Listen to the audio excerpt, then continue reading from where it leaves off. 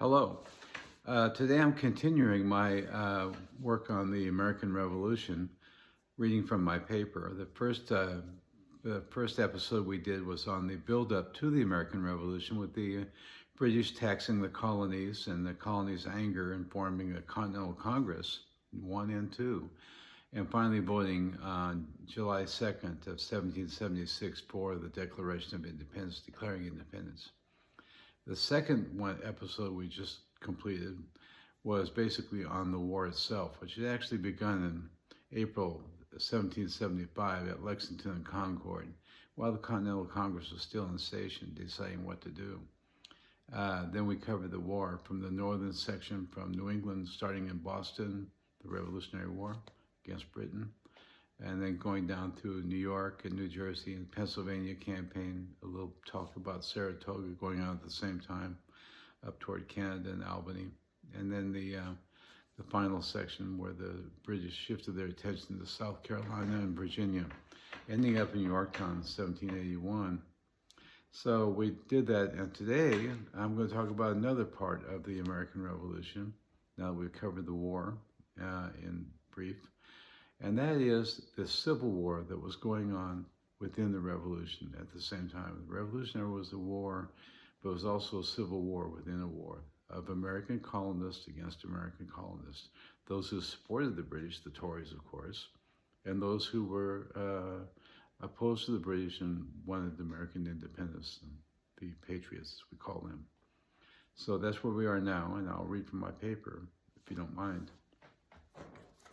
I want to go through state by state and talk about the population and who supported the British and who didn't among the colonists. It was quite a civil war going on, especially in places like New Jersey and South Carolina, as Ken Burns has mentioned in his program. So, the Civil War inside the war. The Revolutionary War was in part a civil war within a revolution. It has been estimated that 500,000 colonists out of a total population of 2.5 million, which included 500,000 slaves, opposed the revolution. So 500,000 out of 2.5 million opposed the revolution in America. At the end of the war, 62,000 Tories left the colonies for Britain and Canada. During the war, 19,000 Tories, 19,000 colonists, fought for the British in various militias at one time or another, even though there wasn't much recruitment going on by the British of the citizens in America. They were relying on Hessian mercenaries coming in from Germany instead. If Britain had pushed the ideal quota of 40,000 Tory troops instead of the 16,000 or 19,000, it is estimated they could have recruited another 3,500 from Pennsylvania and 5,000 combined from New York and New Jersey. So there's another 8,500 that they could have got from those three states, on top of their 19,000. No colony, however, did the loyalist faction of the population outnumber the revolutionaries. The middle colonies and the South had the most loyalists. New York is one of the middle colonies, with New York and Pennsylvania standing out. Virginia and Massachusetts had the fewest Tories. Most Tories were concentrated in the urban centers on the coast, but since only 10% of the colonial population was urban, Britain's reach was limited.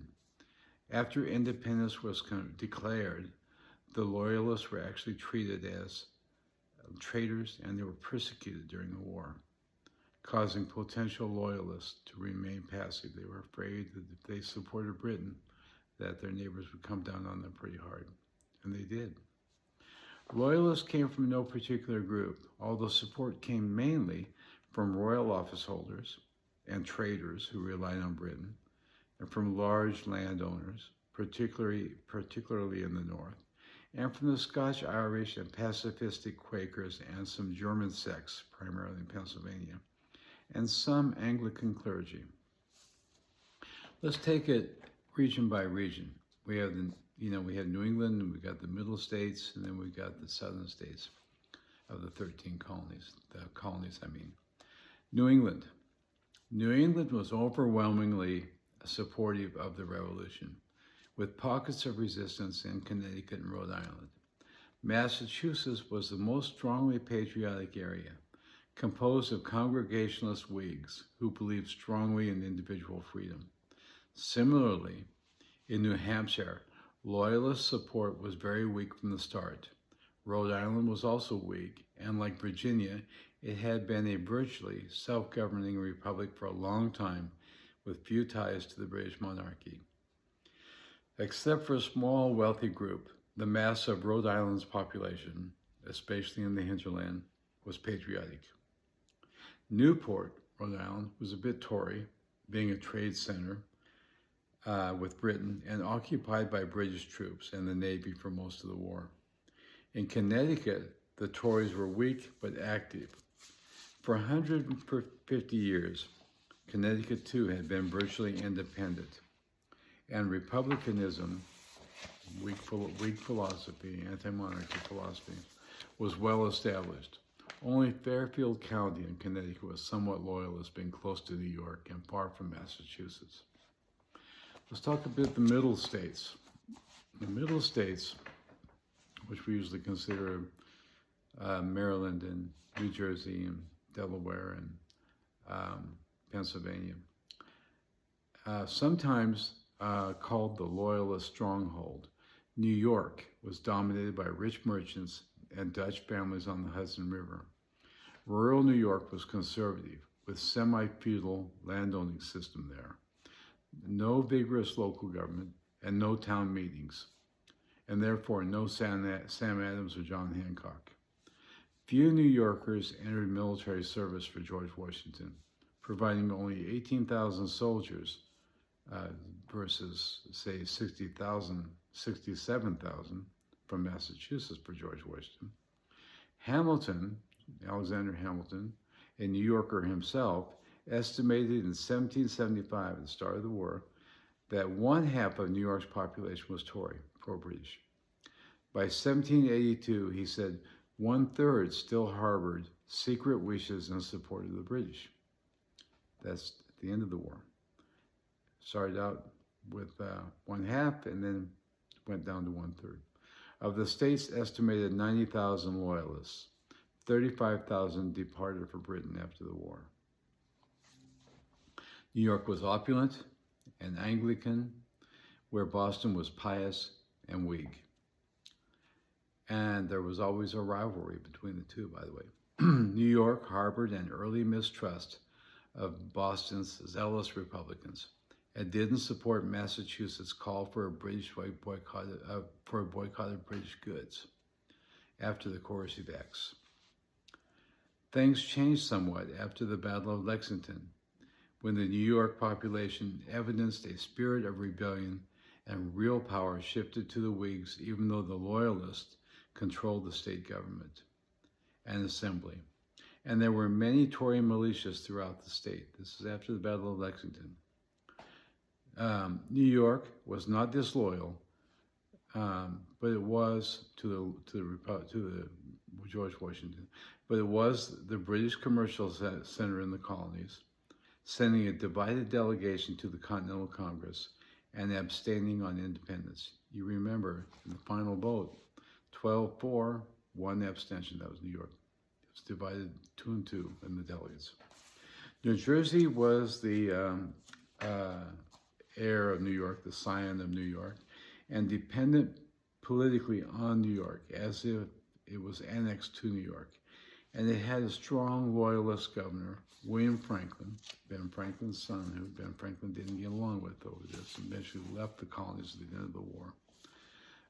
While Britain defeats at Princeton, New Jersey, and Trenton, New Jersey, put an end to the serious loyalist militia recruitment there. Guerrilla fighting continued throughout the war, and a bitter civil war raged throughout the colony. As I said, Ken Burns mentioned South Carolina and New Jersey, where if you were a citizen there, you were in the middle of a war. In December 1776, after retreating through New Jersey, George Washington wrote his brother, complaining of popular defections in New Jersey, New York, and Pennsylvania, singling out New Jersey for, quote, infamous conduct.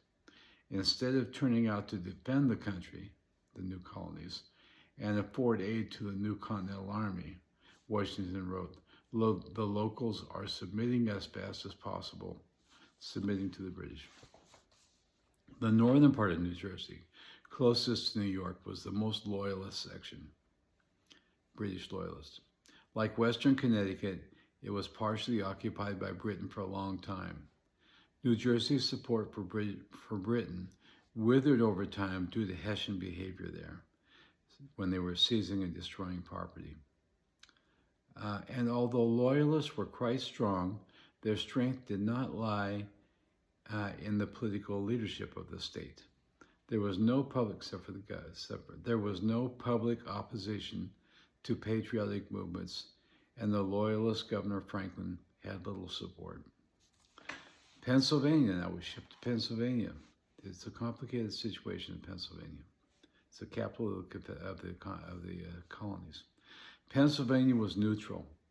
Unlike New Jersey, there was not much social conflict going on in Pennsylvania during the war, and no internal civil war there. It had a reputation as a loyalist British stronghold, but that was mainly in Philadelphia and in the commercial class, and even that was not overwhelming. Nonetheless, when the British left Philadelphia in 1778, 3,000, or 1/7 of the city's population, left with them. The colony was the most diverse and the wealthiest, with a large Scotch-Irish and German population, the latter mainly farmers, and therefore offering some loyalist support in the western rural areas. A lot of Scottish merchants, doctors, and ministers preserved their kin and commercial ties to Great Britain and benefited from the empire. The evangelicals gave overwhelming support to the revolution, however. The Quakers, who were politically influential, were not extreme. They opposed Britain, British taxation that is, and British interference in their affairs, and they supported freedom. But being pacifist, independence, and actual fighting was a tough call for them. John Dickinson, married to a Quaker, fit well within the Pennsylvania syndrome of conciliation and moderation. He was a Whig, opposed to monarchy, but he could not sanction independence. But he never went over to the Tories, and ultimately he served with the Patriot Militia. This is John Dickinson.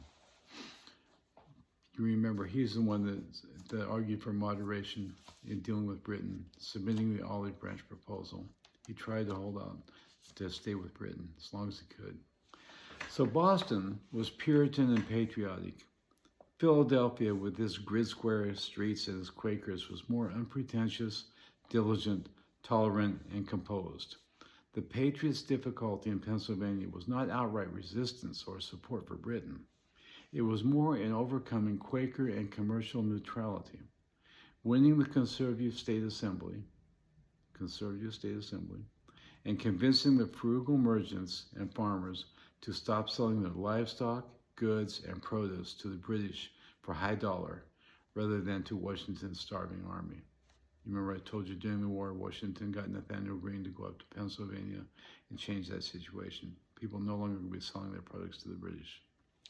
Pennsylvania was, like New York, very commercial and a seaport.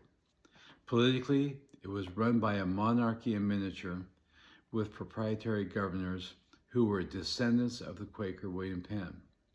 A lot of those in power didn't want to rock the boat and were not really Whigs. Nor was the Pennsylvania Assembly. They were not Whigs. Joseph Galloway was the Assembly Speaker and a loyalist, and for a time, the course of Pennsylvania was extremely doubtful.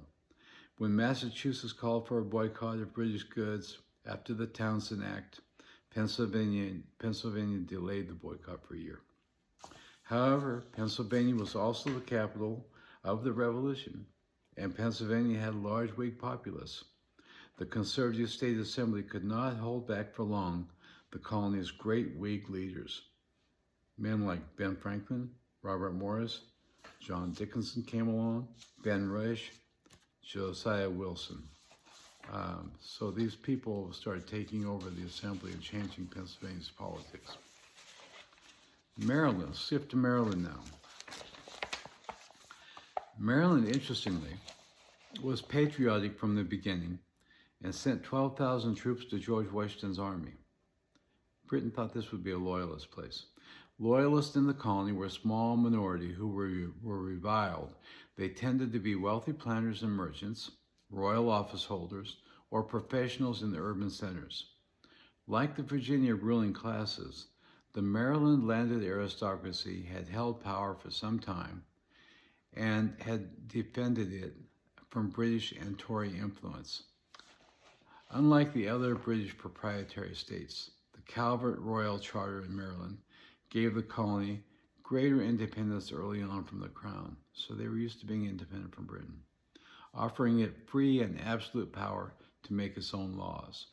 The governor was a moderate loyalist to Britain, who did not challenge the local assembly. The local assembly was more radical and pro-George Washington. He saw the Stamp Act had caused such fervor in Annapolis with riots. He saw how the Stamp Act that Britain passed caused such great fervor in Annapolis, Maryland, with riots and the royal stamp agent burned in effigy and driven out of town by the Sons of Liberty. So Maryland was fairly radical, surprisingly. Delaware had the fewest Tories except Virginia. From the beginning, it had supported Massachusetts' calls for assistance, and a considerable number of volunteers joined Washington's army. There was some loyalist support, plus a few loyalist militias in Sussex, Newcastle, and Kent lowland counties, where the British fleet was stationed nearby. But this was suppressed, and most loyalists remained quiet. Delaware was the first in liberty, and would eventually be the first state to ratify the Constitution. So you see Maryland and Delaware, pretty pro-George Washington. So we shift to the South now. For a long time, Virginia, like Maryland, had been a virtually self-governing colony where republicanism was well entrenched.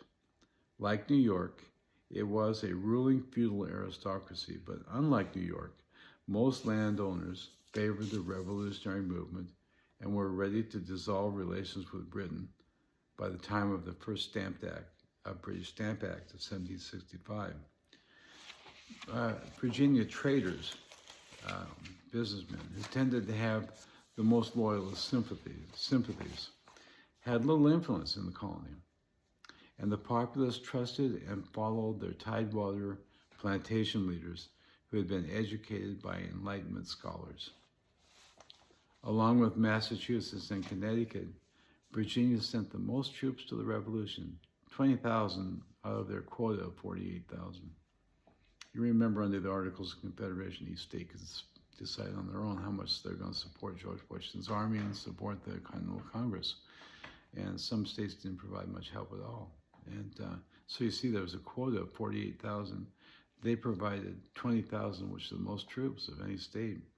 And still, that's only 20,000 out of 48,000 that George Washington was requesting out of Virginia.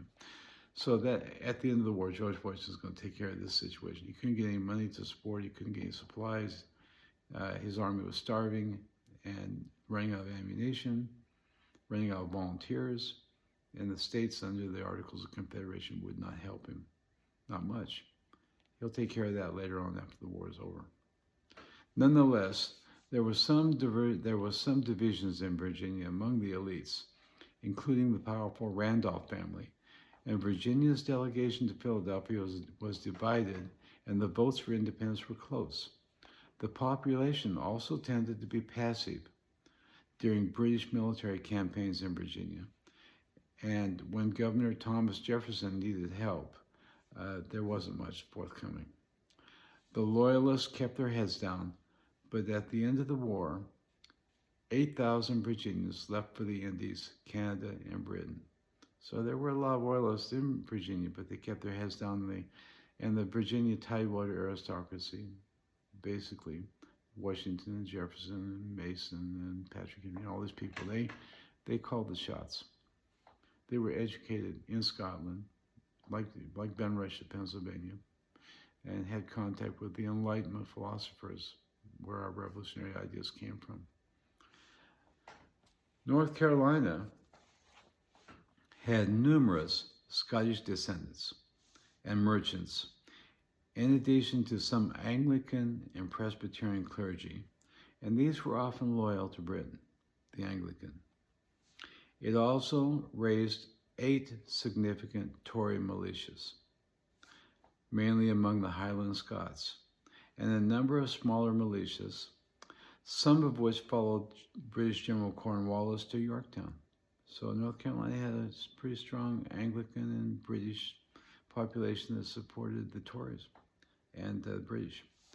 The colony was said to have more Tories than Pennsylvania or Connecticut, but less than New York or Georgia. How much loyalist support there was for the king, however, seemed to depend on how many troops were nearby, and there were never enough. As the Patriots got the upper hand, support for Britain declined. This was the case in South Carolina and North Carolina, that there were a lot of supporters, potentially Tories, but they kept their heads down because there were a lot of radical, very tough, pro-George Washington, pro-colonial populist militias around there, and they were pretty rough. They found there were British houses that were people supporting the British. They really made it rough on them. South Carolina had long before removed the British proprietors, giving it a tradition of greater autonomy.